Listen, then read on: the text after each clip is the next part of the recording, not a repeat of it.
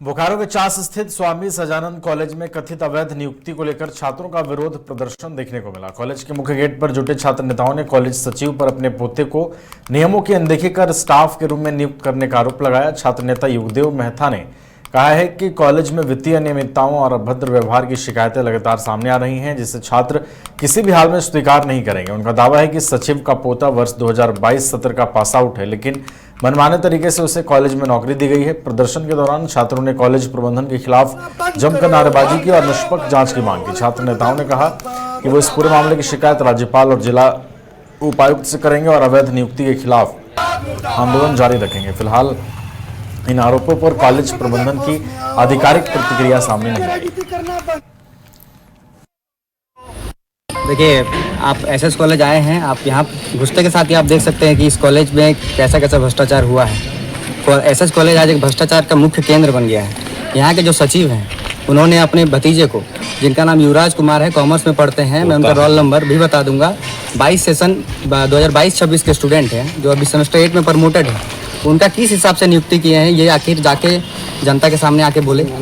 ये भाई भतीजावाद, ये राजनीति, ये कॉलेज में जो अपनापन दिखा रहे हैं, इस अपनापन को दिखाने का अगर कॉलेज के अगर प्रति आप ध्यान देते तो कॉलेज आज बहुत आगे बढ़ता। ये कॉलेज में कॉलेज कर्मचारियों के साथ दुष्व्यवहार करते हैं, अभद्र भाषा का प्रयोग करते हैं। तो मैं सचिव जी को चेतावनी देता हूँ कि ये भाषा का दुर्व्यवहार का प्रयोग ना करें। ये आपकी पैतृक संपत्ति नहीं है, ये कॉलेज धरोहर है, यहाँ की जनता की संपत्ति है। और आपको मैं चेतावनी दे रहा हूँ कि आप सहन करिए, ये कृत्य हम लोग बर्दाश्त नहीं करेंगे। जो आप कॉलेज में लूट मार मचा रहे हैं ना, इसके खिलाफ हम लोग राज्यपाल तक लिखेंगे। और कॉलेज को मैं आखिरी चेतावनी दे रहा हूँ कि अगर 1 महीने के अंदर आप अगर ये सब घोटाला और भ्रष्टाचार के खिलाफ अगर अपना जो भी आप काम किए उसको अगर वापस नहीं लिए तो मैं इसके लिए पुरजोर आंदोलन करूँगा। देखिए, कॉलेज में क्या हो रहा है कि सेक्रेटरी पुलिस बन रहे हैं, तो अपने रिश्तेदारों को, अपने भाई भतीजा को, भैगना को, चाहे इंटर हो या ग्रेजुएशन हो, दोनों में अपने रिश्तेदारों को घुसा रहे हैं। चाहे इंटरव्यू हुआ, इंटरव्यू के माध्यम से बोला गया कि इंटरव्यू के माध्यम से नियुक्ति किया जाएगा, लेकिन ऐसा हुआ नहीं है। सबको अपना भाई भतीजा, उसके बाद मौसा का बेटा, भतीजा, पोता, सब इसी लोग को नियुक्ति दिया गया है। मतलब एकदम भ्रष्ट पैसा देके नियुक्ति लिया गया है। ये गलत, बहुत ही गलत है। और जो इस काबिल है, जो टीचर बन सकते हैं, उन लोग को छोड़ के आप एक बताइए, आप थोड़ा पढ़ा हुआ नहीं है, जो ग्रेजुएशन किया नहीं है, उन लोग का आप नियुक्ति कीजिएगा तो बताइए क्या होगा हम लोग कॉलेज में। देखिए, बोकारो के सेक्टर 4 थाना क्षेत्र में दिन दहाड़े चेन स्नैचिंग की घटना ने शहर की कानून व्यवस्था पर सवाल खड़े कर दिए हैं। 24 घंटे के अंदर छिनतई की दूसरी घटना हुई है। जानकारी के अनुसार गोमिया के स्वांग निवासी संजय कुमार सिन्हा अपनी पत्नी कनक लता सिन्हा के साथ बेटे के इलाज के लिए लक्ष्मी मार्केट स्थित मयूर मेडिकल पहुंचे थे। सुबह करीब 11:15 पर बाइक सवार 2 बदमाश वहां पहुंचे और महिला के गले से करीब 10 ग्राम वजनी सोने की चेन झपटकर बीएसएल की ओर फरार हो गए। पीड़ित परिवार ने कुछ दूर तक बदमाशों का पीछा किया, लेकिन वो भागने में सफल रहे।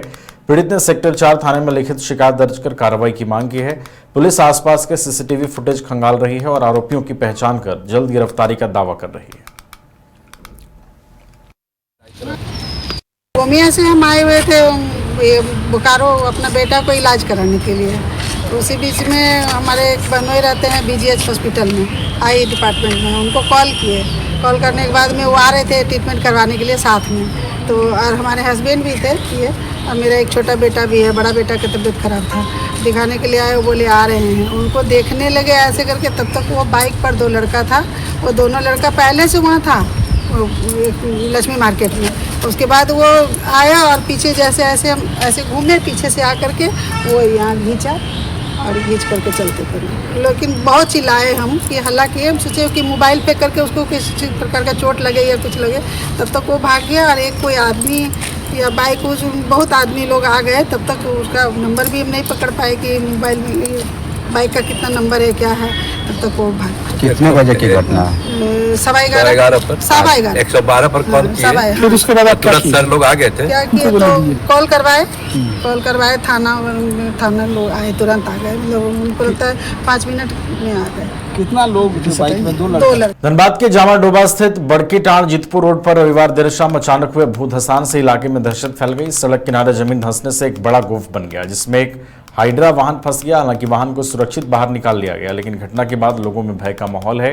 ये सड़क हजारों लोगों के आवागमन का प्रमुख मार्ग है और स्थानीय लोगों का कहना है कि गोफ लगातार चौड़ा होता जा रहा है, जिससे कभी भी बड़ा हादसा हो सकता है। फिलहाल प्रशासन की ओर से केवल बैरिकेडिंग कर लोगों को सतर्क किया गया है। ग्रामीणों ने आरोप लगाया है कि भूमिगत खनन के बाद नियमानुसार बालू भराव नहीं किए जाने के कारण इस तरह की घटनाएं हो रही हैं। स्थानीय लोगों ने बताया कि करीब 3 वर्ष पहले भी इसी स्थान पर भू धसान हुआ था, लेकिन स्थायी समाधान नहीं किया गया। ग्रामीणों ने प्रशासन और कुलियरी प्रबंधन से तत्काल तकनीकी जांच और प्रभावी कार्रवाई की मांग की है। ये आपका जिसपुर रोड हो गया, आपका जामोड़ जिसपुर रोड, क्षेत्र बड़कीटाड़। क्या हुआ यहाँ पे एक बड़ा सा भोग हुआ, आप देख पा रहे हैं। तो ये तो लगता है कि यहाँ का जो कोलियरी है उसका लापरवाही है, देख रेख सही से नहीं, और अंदर से कोयला निकाल लिया जा रहा है, उसका सही तरीके से जो है बालू का भराव नहीं किया जा रहा। इसके कारण आम जनता को जो यहाँ पे खतरा बना हुआ है। अगर इस तरह का बोप अगर हो जाता है तो ये तो आप देख रहे हैं कितना बड़ा खतरा है हमारे। अभी तक अधिकारियों द्वारा क्या किया गया है? अभी तक अधिकारियों द्वारा ऐसा कोई ठोस कदम नहीं उठाया गया, एक नॉर्मल से बैरिकेडिंग करके रखा गया है और अभी तक उसका कोई भारत का कोई उपाय नहीं किया गया। आगे देखा जाएगा क्या। यहाँ पे जो है हमारे बगल में ये गोप हुआ है, आज से 3 साल पहले भी हुआ था 2023 में। टाटा कंपनी की लापरवाही है, लिपापोती कर करके और वो चले गए। आज फिर उसी जगह पर फिर दोबारा जो है तो ये गोप हो गया।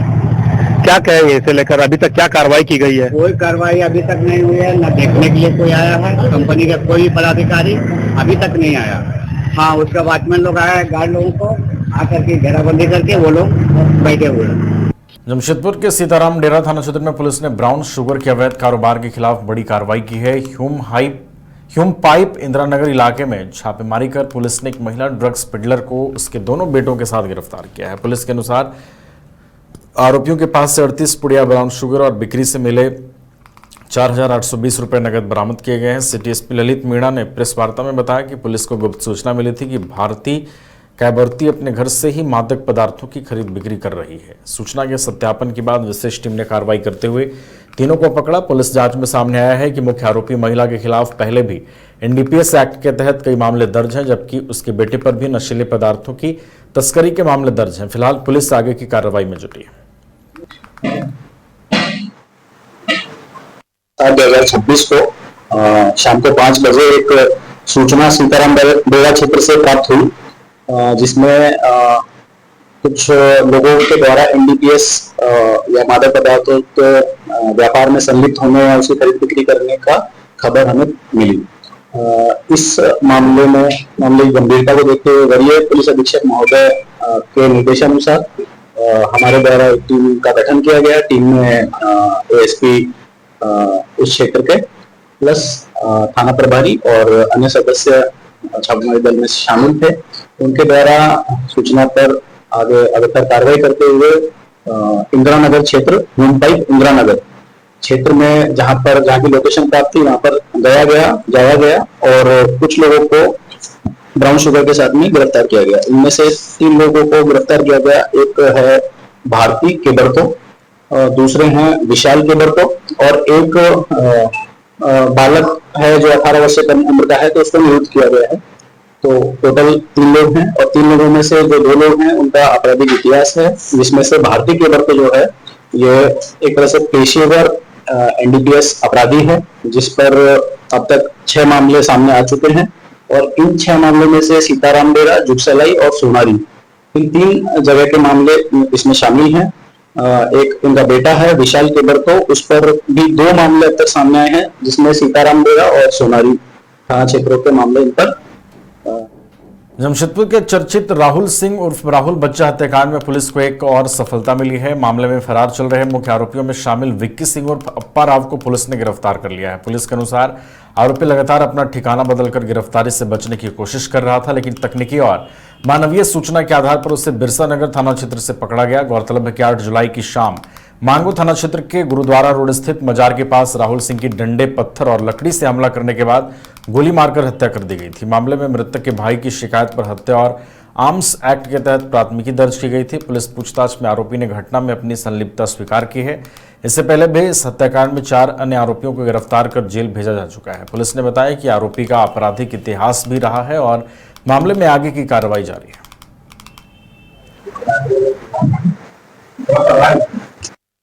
राहुल हत्याकांड में 4 लोगों को गिरफ्तार किया गया था पहले, और इसी क्रम में अभी एक व्यक्ति और कुछ अन्य व्यक्ति जो बचे हुए थे उनमें से एक हप्पा राव जो था उसको भी अब गिरफ्तार किया गया है। हप्पा राव उर्फ विक्की सिंह उसका नाम है, और वो पहले भी ये जो सब्बे जो साहिब सिंह है सब्बे है और इसकी जो गैंग है इसके साथ में कार्य करता रहा है, और इस बार भी वो इस घटना में किसी तरीके से संलिप्त था, तो इसी की गिरफ्तारी हुई है। और जब इसका आपराधिक इतिहास खंगाला गया तो इसमें 3 केस नजर आ रहे हैं, जिसमें से 2 ओलीडी के हैं और 1 सिद्धोड़े का है।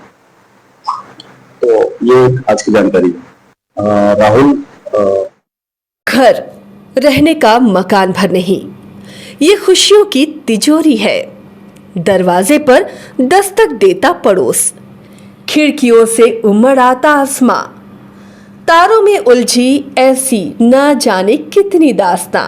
कहती हैं चले डायमंड सिटी, एक सफर हम सफर के साथ अपने घर तक। Diamond city, life long bonding, 500 से ज्यादा खुशहाल डायमंड परिवार।